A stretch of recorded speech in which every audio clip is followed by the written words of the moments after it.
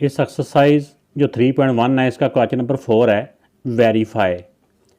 Verify किसको करना है? वेरीफाई करना है distributive property of union over intersection. तो इसमें एक तो ये वाली प्रॉपर्टी वेरीफाई करनी है। तो वेरीफाई इसमें कौन से सेट दिए हुए हैं जिससे ये प्रॉपर्टी वेरीफाई करनी है? तो एक तो ये क्वेश्चन आता है, इसमें ये एंड पे बताया हुआ है कि इसमें आप by using diagrams of question number 1 कि क्वेश्चन नंबर 1 के अंदर जो डायग्राम दिए हुए हैं इन डायग्राम से हमने ये वाली प्रॉपर्टी वेरीफाई करनी है। तो अब यहाँ पे ये क्वेश्चन पैदा होता है कि डिस्ट्रीब्यूटिव प्रॉपर्टी क्या होती है। इसमें एक डिस्ट्रीब्यूटिव प्रॉपर्टी दो तरह की होती है, एक distributive property of union over intersection और एक distributive property of intersection over union.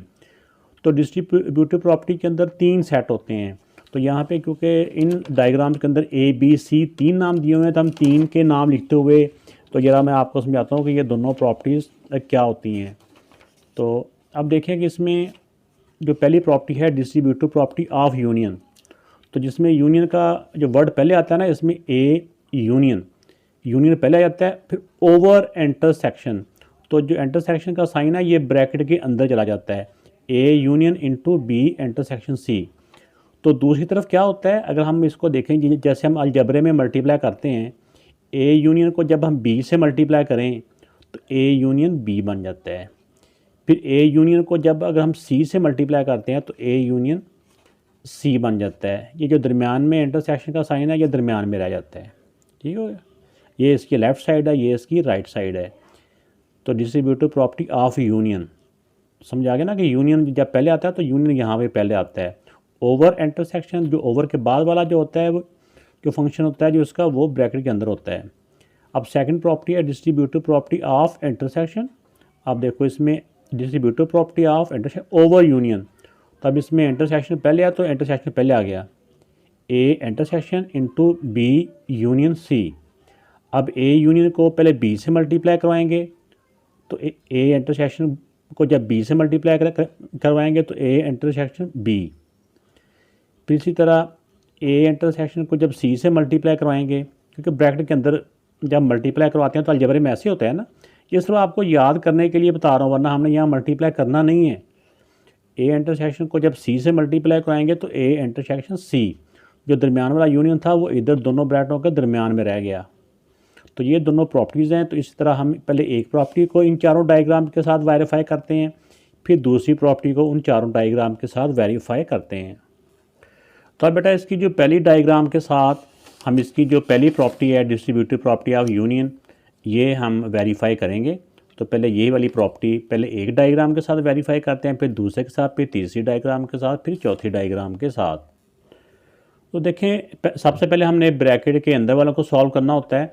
ये है बी इंटरसेक्शन सी। तो इसमें बी और सी का जो कॉमन एरिया है ये बी सर्कल है और ये सी सर्कल है। तो बी और सी का जो कॉमन एरिया वो ये वाला है जहाँ पे दोनों जो सर्कल एक दूसरे के ऊपर से ओवरलैप कर रहे हैं। ये जहाँ पे सिर्फ ये लाइन है वो कौन सा है, वो इन दोनों का कॉमन एरिया है, बी इंटरसेक्शन सी। अब जब इसका आंसर आ गया यानी ब्रैकेट वाले का आंसर आ गया तो अब हमने इसका ए के साथ यूनियन मालूम करना है। अब इसका जो आंसर वो और जो ए सर्कल है यूनियन में इन दोनों को कम्प्लीटली शेड करना होता है। कम्प्लीटली मीन यूनियन के जो लेफ्ट साइड पे ए है तो ए सर्कल को भी कम्प्लीट शेड करेंगे और इसकी जो राइट साइड पे इसका जो आंसर है वो भी हम कम्प्लीटली शेड करेंगे। तो अब इसको हम चाहे इसका जो आंसर है, मैं कलर चेंज कर लेता हूँ कि अब ए को जब हमने शेड किया तो ए का ये आंसर हो गया, यानी ए को ये शेड कर दिया। अब इसका जो आंसर है वो ये है, इसको भी शेड कर देते हैं। ये लाइनें एक रुख की बन गई हैं। तो ये हमारा कंप्लीट आंसर आ गया, यानी कि इसका जब हम करेंगे इसका आंसर वो और ए, इसका आंसर सिर्फ ये वाला था और इसका आंसर जो ए का था वो ए सर्कल कंप्लीट था। तो इसके आंसर को अब यहाँ पे हम लिख दें कि हमारी जहाँ पे इस तरह की लाइनें हैं, इसको रेड को ना हम थोड़ा सा चेंज कर लेते हैं, एक रुख को लाइनें नहीं होनी चाहिए, रेड का ना हमने कर दिया, नेट बना दिया। तो अब रेड और यहाँ पे रेड का नेट, ये इसका कंप्लीट इस साइड का लेफ़्ट साइड का आंसर है, मीन कि ये वाला आंसर और ये वाला एरिया, ये इस लेफ़्ट साइड का आंसर है। अब यहाँ पे राइट हैंड साइड पे देखिए, राइट हैंड साइड पे दो ब्रैकेट्स हैं, तो पहले हम दोनों ब्रैकेट्स का अलग अलग से आंसर निकालेंगे, फिर उनका जो इंटरसेक्शन होगा वो मालूम करेंगे, वो हमारा देखेंगे कि वो आंसर इस सारी लेफ़्ट साइड के आंसर के इक्वल आ रहा है। तो अब इसमें देखेंगे पहले ए यूनियन बी, यूनियन में दोनों कंप्लीट शेड करने होते हैं, ए सर्कल भी और बी भी। तो हम इनको ए का सर्कल यहाँ तक है, ये ठीक है ना, जहाँ तक ए का ये सर्कल है ये, और बी का सर्कल, ये ए यूनियन बी का ये आंसर हो गया, जहाँ पे हमारी रेड लाइन इस रुख को चल रही हैं। अब A union C, A union C में हमने ए और सी दोनों सर्कल्स को कंप्लीट शेड करना है, तो अब इसका कलर चेंज कर लेते हैं ए को और सी को। ये ए सर्कल है, ये सी सर्कल है, ए सर्कल ये हो गया, फिर सी सर्कल भी, ये सी सर्कल हो गया। अब यहाँ पे हमने देखना है, अच्छा पहले इसकी लाइन लगा दूँ, यहाँ पे मैंने ये लाइन लगाई है ना, जहाँ पे आपको ये नज़र आ रही होंगी वो इनका यूनियन है। ये स्टेप एक्स्ट्रा होते हैं, हमारे समझने के लिए होते हैं, हमारा फाइनल आंसर यहाँ पे आके होता है। अब देखिए इसका आंसर यानी ए और बी सर्कल में और ए और सी सर्कल में से कौन सा जो एरिया इनका कॉमन आ रहा है, ठीक है ना। अब इसका हमने ये देखना है, इसका कॉमन एरिया वो बनेगा जहाँ पे रेड लाइन भी गुजर रही है और यहाँ पे ब्लैक लाइन भी गुजर रही है, तो वो हमारा इसका कॉमन एरिया होगा। यानी एक ब्रैकेट का आंसर था वो रेड लाइन थी ना, और दूसरा जो ब्रैकेट थी उसका आंसर था ये जो ब्लैक लाइंस। तो इन दोनों का कॉमन एरिया क्या होगा, इंटरसेक्शन में दोनों का कॉमन होता है ना, इन दोनों का कॉमन को कौन सा एरिया होगा, जो दोनों का ही हाँ कॉमन एरिया है, जहाँ पे रेड लाइन भी है और जहाँ पे ब्लैक लाइन भी है। तो देखें यहाँ पे ये जहाँ पे ये नेट बना हुआ है, एक नेट ये बना हुआ है और एक नेट ये बना हुआ है। अगर आपको यहाँ पे कन्फ्यूजन तो नहीं होनी चाहिए, वैसे आपको यहाँ से भी अंदाज़ा हो जाता है कि इसका आंसर ये वाला सर्कल और ये वाला हिस्सा है। नेट ए सर्कल में कभी नेट बन रहा है और एक ये वाला पोर्शन है यहाँ पे नेट बन रहा है। तो रेड लाइन इस तरह करके वर्टिकल है, हॉरिजॉन्टल, और फिर ये वर्टिकल भी है, यानी जहाँ पे कंप्लीट ये नेट बना हुआ है, ये एरिया और ये एरिया। अब देखें कि इसका जो आंसर है ये ब्लैक वाला और नेट वाला, ये ए सर्कल था और ये, और इसका भी जो कंप्लीट आंसर है वो भी ए सर्कल है और ये है। तो दोनों का जो शेडेड एरिया है, जो हमारा लास्ट वाला है, वो दोनों का देखें सेम आ रहा है ना। तो from 1 and 2 it prove that कि इसका left hand side equal to right hand side. तो एंड पे हम ये स्टेटमेंट लिख देंगे कि from 1 and 2 it prove that कि लेफ़्ट साइड का answer equal to right side का आंसर। हमने ये पहले वाले जो शेड होते हैं एंड पे ये नहीं देखना होता, हमने एंड वाला जो स्टेप होता है ना वो देखना होता है कि उसका एरिया कौन सा है। इसका एरिया ए सर्कल और नेट वाला ये, इसका भी देखिए फाइनल आंसर कौन सा है जहाँ पे नेट है। तो ये वाला जो नेट यानी जो रेड और जो ब्लैक दोनों में ही है, तो ये ए सर्कल में नेट है और इस वाले हिस्से में नेट है। तो ये हिस्सा इसका और इसका ये दोनों आपस में सेम है, तो लिहाजा ये जो डिस्ट्रीब्यूटिव प्रॉपर्टी है ये वेरीफाई हो गई कि दोनों साइडें इक्वल हैं। तो इसी डायग्राम के साथ जब हम डिस्ट्रीब्यूटिव की दूसरी प्रॉपर्टी जो है, जो डिस्ट्रीब्यूटिव प्रॉपर्टी ऑफ ये इंटरसेक्शन ओवर यूनियन, तो जब इसको हम वेरीफाई करेंगे तो पहले हम इसकी लेफ़्ट साइड को जो है इसको शेड करते हैं। इसमें देखें पहले है बी यूनियन सी, तो बी यूनियन सी में बी और सी को हम कम्प्लीटली शेड करेंगे। यूनियन में दोनों साइडें कम्प्लीटली शेड हो जाती हैं। बी का सर्कल ये है और सी का सर्कल ये है, ये बी का सर्कल शेड कर दिया और साथ ही ये सी का सर्कल भी शेड कर दिया। अब देखें कि अब इसका पहले इसको यहाँ बता दें कि हमने ये लाइनें कहाँ लगाई हैं, ये बी यूनियन सी में हमने लाइन ड्रा की हैं। तो अब हमने देखना होता है कि इसका जो आंसर आया है, इसका जो आंसर आया वो और ए सर्कल, इसमें कौन सा एरिया कॉमन है। ए सर्कल देखेंगे, ए सर्कल है, ए सर्कल के अंदर रेड लाइन कहीं पे कॉमन हो रही हैं, यस यहाँ पे हो रही हैं ये ए सर्कल, और इसकी जो पहले बी और सी का सिर्फ ये वाला हिस्सा ए सर्कल के साथ इसका जो आंसर आया ना उसका सिर्फ ये वाला हिस्सा जो है ना वो इसके साथ ओवरलैप कर रहा है। तो इसको हम कोई कलर कर लेते हैं ऐसे। तो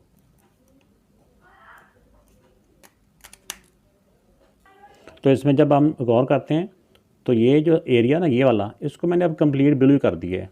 लाइनें यहाँ नज़र नहीं आ रही थी, तो यहाँ पे ये कंप्लीट ब्लू किया है ना, ये हमारा इसका फाइनल आंसर है। सिर्फ ये वाला हिस्सा इसका आंसर है, ये वाला। अब इस साइड पे जब हम आते हैं तो पहले हम ए इंटरसेक्शन बी मालूम करेंगे और ए इंटरसेक्शन सी मालूम करेंगे। तो इसमें देखें कि पहले ए इंटरसेक्शन बी, ए और बी का कौन सा एरिया कॉमन है? ए सर्कल ये है और बी सर्कल ये है।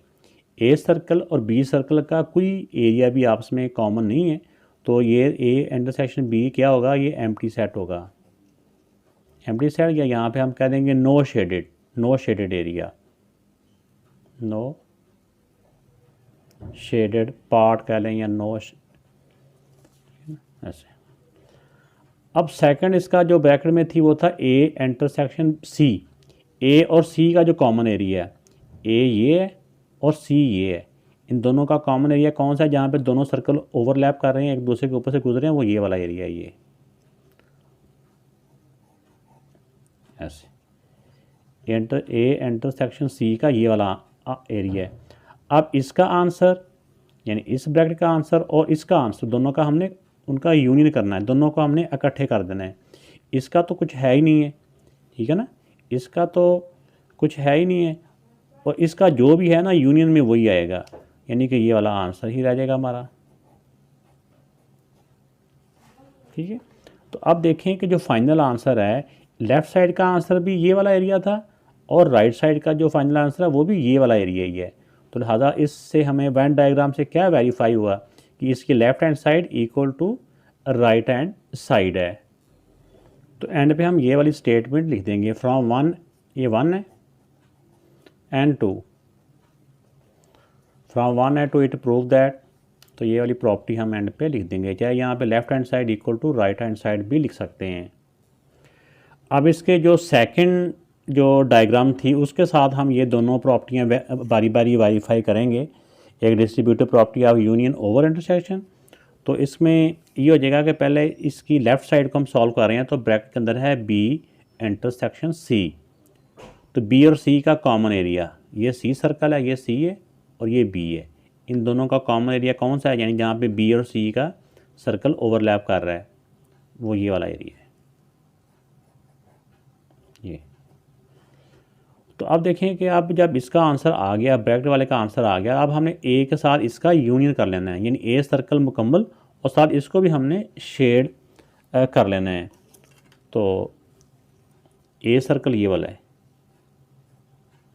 दूसरी तरह कर लेते हैं ऐसे, ये ए सर्कल और साथ इसका आंसर ये वाला, इसको भी सर्कल ऐसे शेड कर देंगे। तो हमारा क्या आंसर आ गया फाइनल? हमारा आंसर आ गया जहाँ पे हमारी ब्लू लाइंस हैं वो भी, और जहाँ पे ब्लू लाइन के साथ रेड लाइन का नेट बना हुआ है वो भी। ये इसका कंप्लीट आंसर है लेफ़्ट साइड का, मीन कि ये वाला सर्कल और ये वाला एरिया। अब इस तरफ चलते हैं राइट साइड पे। राइट साइड में पहले ए यूनियन बी को हम शेड करते हैं, यानी ए को और बी को यूनियन में मुकम्मल शेड करना होता है। ए को शेड कर दें और इधर बी को शेड कर दें, ये बी सर्कल है। अब हमारे जो दोनों आंसर आए हैं उन दोनों आंसर में देखें कि अभी हमने पहले ये तो कर लिया ना ए और बी को, अब इसकी दूसरी ब्रैकेट है ए और सी को हमने शेड करना है, ए को और सी को। ए सर्कल हमारा ये वाला है और सी सर्कल हमारा ये वाला है। तो अगर हम ऐसे तरह सी को शेड कर रहे हैं, बीच में ए भी आ जाता है, देखो ना ए भी आ गया, ये हो गया।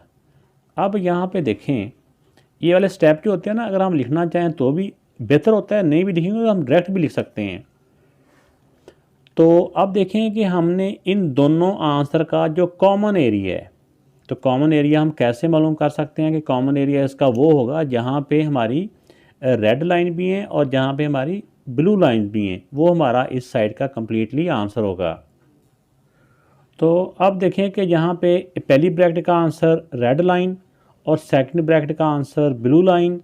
अब इन दोनों का कॉमन एरिया, इस आंसर का और इस आंसर का कॉमन एरिया कौन सा होगा, जहाँ पे रेड लाइन भी गुजरी होगी और ब्लू लाइन भी गुजरी होगी, तो वो ये वाला एरिया, ये और ये। तो यहाँ पे हम शो करते हैं कि जहाँ पे इस तरह की लाइन हमारी गुजर रही है वो हमारा आंसर है, मतलब कि जहाँ पे नेट बन रहा है। इस साइड का आंसर सिर्फ हमारा वो एरिया है जहाँ पे नेट गुजर रहा है, जहाँ पे नेट बन रहा है। तो अब देखें कि इसका आंसर भी वही एरिया है, लेफ़्ट साइड का आंसर भी ये वाला सर्कल और ये, और यहाँ पे भी देखिए नेट कहाँ बन रहा है, नेट सिर्फ यहाँ बन रहा है और इस एरिया में बन रहा है। बाकी तो सिंगल लाइन है ना, सिंगल लाइन वाला आंसर नहीं है, सिर्फ नेट वाला जो पोर्शन है वो हमारा आंसर है। तो दोनों साइड का आंसर हमारा इक्वल हो गया। तो लिहाजा हम एंड पे फिर ले देंगे from 1 and 2 it prove that कि ये distributive property of union over intersection. तो ये प्रॉपर्टी है वो हमने वेरीफाई होगी कि दोनों इसकी लेफ़्ट साइड और राइट साइड दोनों इक्वल एरिया इसका शेड है। तो जब हम इसकी डिस्ट्रीब्यूटिव प्रॉपर्टी जो है, distributive property of intersection over union मालूम करेंगे, तो इसकी जो लेफ़्ट साइड है, तो लेफ़्ट साइड पे यानी कि डायग्राम वही है जो सेकंड डायग्राम है, उसको हम इसको वेरीफाई करेंगे। तो पहले जो ब्रैकेट के अंदर है बी यूनियन सी है, तो बी और सी को हम कम्प्लीटली शेड करेंगे। अब देखें ये हमारा बी है और ये सर्कल जो है ना ये हमारा सी है। सी को जब शेड करते हैं तो ए भी अंदर ही आ जाता है, ऐसी है ना। बी यूनियन सी में कौन सा एरिया शेड हुआ है, जहाँ पे ये रेड लाइन यहाँ पे गुजर रही है। अब हमारा इसका जो आंसर है वो, और जो ए सर्कल है उसका कॉमन एरिया, इसका जो कॉमन एरिया क्या बनता है, इसका ए का ये हुआ है, यानी इसका जो आंसर के अंदर ना, और ए का सर्कल, ए के सर्कल के अंदर रेड लाइन गुजर रही है, ये देखो ना ये लाइन गुजर रही है, रेड भी गुजर रही है और ब्लू भी गुजर रही है यहाँ पे।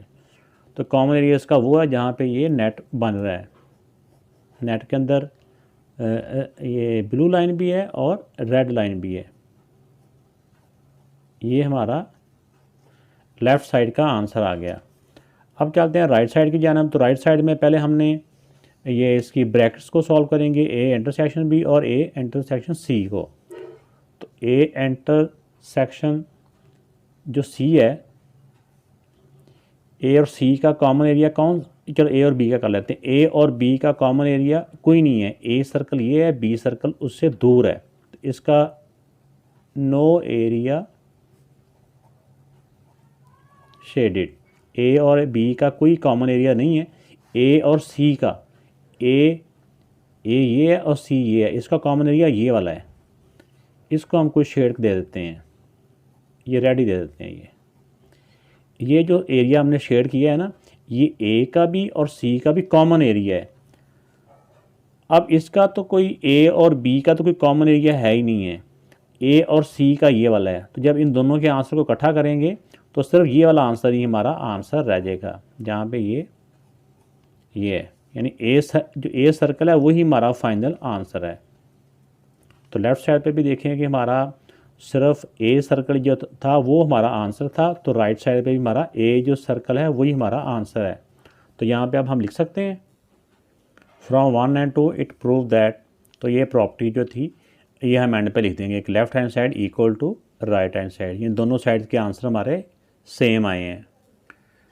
तो अब इसका जो फर्स्ट प्रॉपर्टी है उसकी तीसरी जो डायग्राम है उसके साथ हम इसकी वेरिफिकेशन करेंगे। तो पहले इसकी लेफ़्ट हैंड साइड है, फिर राइट हैंड साइड को शेड करते हैं। बी इंटरसेक्शन सी, बी और सी का कॉमन एरिया, ये बी सर्कल है और ये सी सर्कल है। इन दोनों का कॉमन एरिया कौन सा है, ये देखें, ये जो मैंने शेड किया है ये बी का एरिया भी है और ये सी का एरिया भी है, ठीक है ना, ऐसे वाला। अब हमने इसका जो आंसर आया है ये वाला एरिया और ए सर्कल दोनों को कम्प्लीटली शेड कर देना है। तो अब देखें कि इसमें हमारा जो है ए सर्कल ये वाला है और साथ इसका जो आंसर है ये वाले हमारा कंप्लीट आंसर होगा। इसके आंसर में क्या आता है, अब इसके आंसर में ये वाली जो ब्लू लाइंस हैं वो भी और ब्लू के साथ जहाँ पे रेड लाइंस आ रही हैं वो भी। तो ये हमारा लेफ़्ट साइड का कंप्लीट आंसर है, जहाँ पे ब्लू लाइंस हैं और जो रेड लाइन और ब्लू का नेट बना हुआ है वो भी। तो आइए अब इसी तरह इसकी राइट हैंड साइड में पहले ये दोनों ब्रैकेट्स ए यूनियन बी और ए यूनियन सी मालूम करते हैं। तो ए यूनियन बी में ए और बी ये दोनों सर्कल कंप्लीटली हम शेड करेंगे। ए सर्कल, जहाँ जहाँ तक ए सर्कल का सर्कमफ्रेंस है ना वहाँ पे, अब बी को भी साथ करना है तो बी, ये ए यूनियन बी का हमारा आंसर आ गया, जहाँ पे ये ऐसी लाइन गुजर रही है। अब ए और सी का यूनियन करना है, तो यहाँ पे भी हमने उससे डिफरेंट शेड दे लेना है। यहाँ पे रेड थी तो यहाँ पे हम ब्लू कर लेते हैं, ए सर्कल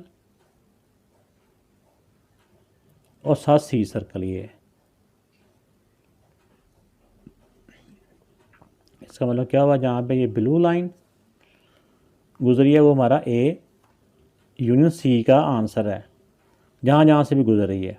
अब देखिए हमारा जो फाइनल आंसर है वो ये है कि यहाँ पे हमारी रेड लाइन भी गुजरी है और जहाँ पे हमारी ब्लू लाइन भी गुजरी, उन दोनों का यानी कि जहाँ पे दोनों का कॉमन एरिया है, रेड वाले का भी ब्लू वाले का भी, तो वो कहाँ पे नेट बन रहा है, नेट हमारा ये बन रहा है, ये और ये वाला एरिया, ये जो यहाँ पे था, जो एरिया इसका था वो एरिया इसका ही है, वहाँ पे नेट बन रहा है। लिहाजा हम एंड पे आंसर लिख देंगे कि जहाँ पे रेड लाइन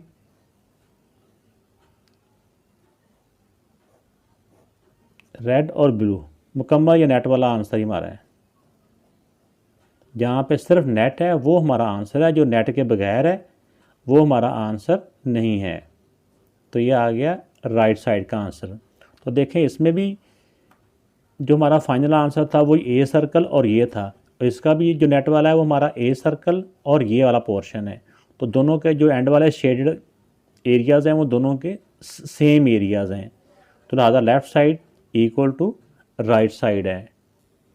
तो from 1 and 2 it prove that, तो ये हमारी जो distributive property of union over intersection verify हो गई।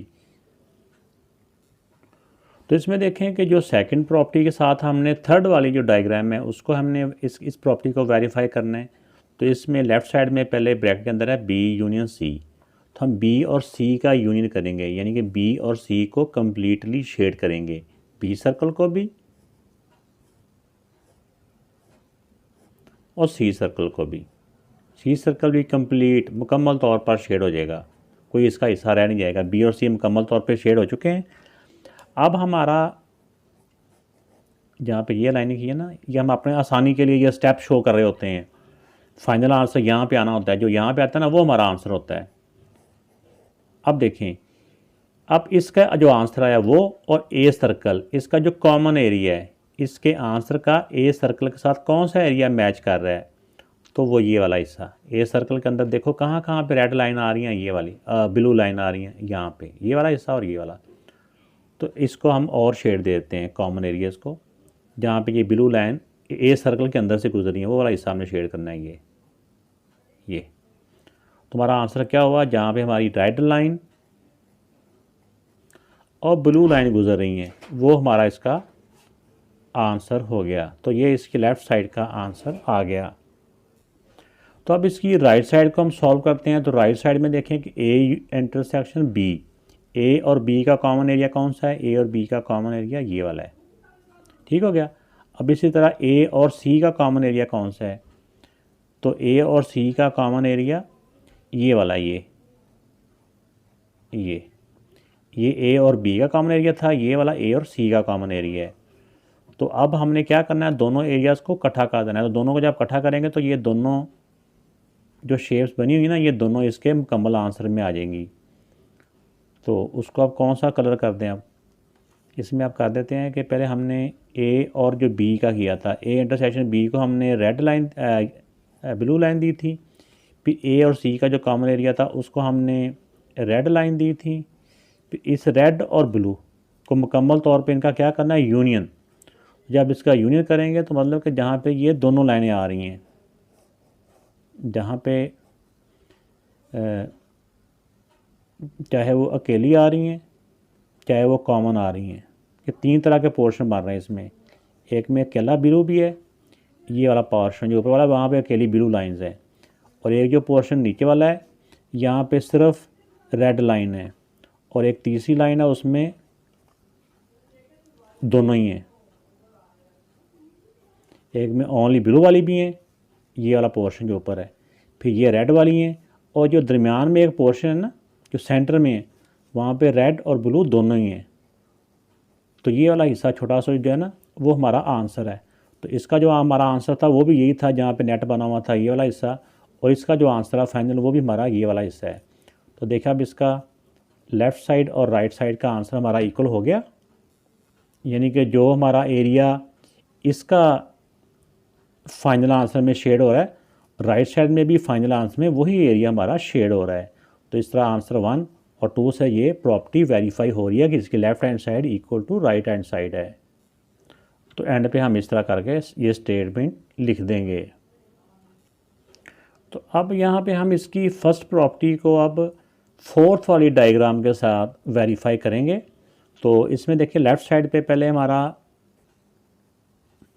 ब्रैकेट में है बी इंटरसेक्शन सी। तो बी और सी का जो कॉमन एरिया, बी सर्कल ये है, सी सर्कल ये है, तो बी और सी सर्कल का कोई एरिया भी एक दूसरे के यानी कॉमन नहीं है, ओवरलैप नहीं हो रहा, तो इसका क्या हो जाएगा, नो एरिया